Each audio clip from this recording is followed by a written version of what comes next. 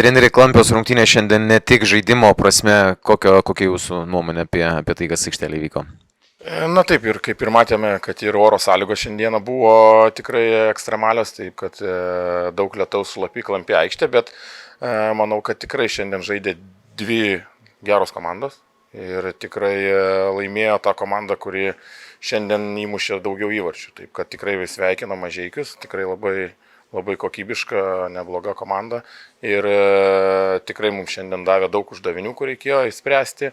Ir galiu pasakyti, kad irgi šiandien mes ir turėjom tai ir tą kamulio galbūt kontrolę daugiau tą, bet nenuėjom iki momentų, kur galėtų pasiekti įvarčius, bet manau, kad tikrai reikėjo susirinkti tos atšokusius kamuolius, kur šiandien praleidom 2 įvarčius, bet dėja nepasisekė. Taip kad galbūt būtų ir pakeitę prie rezultato lygaus ir Mariaus Ganusausko tas momentas, kur galėjo išpildyti tiksliau ir būtų skriejęs įvartis. Bet, taip kad sakau, dar kartą sveikinimai Mažeikiam ir linkim jam tikrai kuo toliau, kad jie eitų sėkmės jam. Pijaus situacija, ar kas nors yra aišku iš karto vos pasibaigus rungtynėms, ten trauma matėsi, kad patyrė?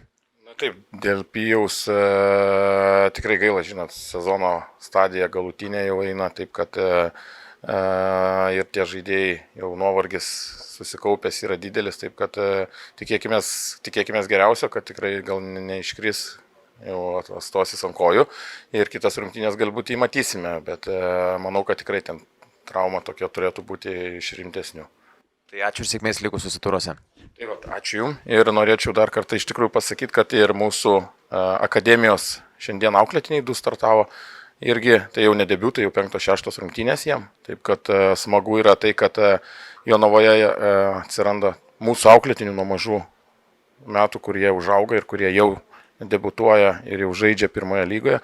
Ir dar norisi tikrai pasidžiaugti tuo, kad Jonavoje atsirado ir sporto klasė, kur gabiausi to amžiaus vaikai mokosi ir turi į dieną po 2 treniruotės. Taip kad ne tik džiaugsmas yra mum, bet ir aplamai, aš manau, kad ir visam Lietuvos futbolui, taip kad galbūt ir jie užaugs iki tokio lygio, kur atstovaus savo rinktinį.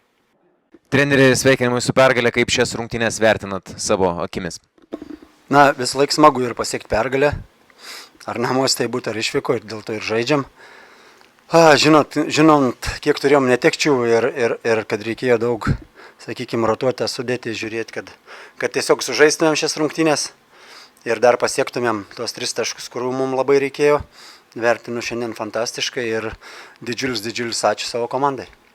Kiek Klampi aikštė sąlygoja klampaus žaidimo atsiradimą, taip pat ir kiek sudėtingiau įgyvendinti savo uždavinius tokiomis oro sąlygomis? Na, apie žaidimą galiu pasakyti taip. Aišku, turėjom rungtynių planą, ką mes norėjom daryti. Sakyčiau taip, be kamulio įvykdym tą, ką norėjom daryti, bet su kamuliu tikrai pirmam kėlinį labai sunkiai sekės mum. Aišku, įmušėm tą įvartį, ten toks fantastinis, bet šiaip ką norėjom, ką planavom ir ką mes darėm treniruotėse, nelabai, sakyčiau, pavyko.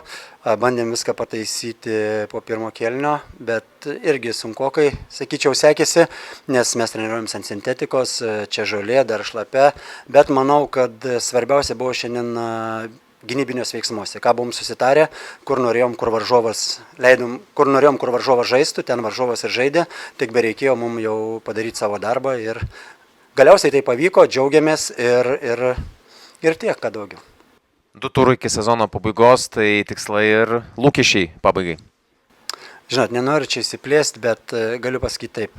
Kaip mes pradėjom sezoną, kokią komplektaciją turėjom savaitę iki čempionato ir ką dabar mes pasiekėm, tai sakyčiau, kad mes tapom lygos nugalėtojai. Tai va, labai džiaugiuosi savo vaikinais, labai džiaugiuosi, labai sunku darbą padarė, liko tie 2 turai. Ar mes laimėsim, pralaimėsim, esmė tam, kad didžiulis darbas padarytas, matom, kokia yra situacija lentelėje, kokie klubai kaunasi dėl išlikimo, tai manau, kad mes šį sezoną padarėm labai didelį darbą, bet aišku, reikia nenustoti ir judėti toliau.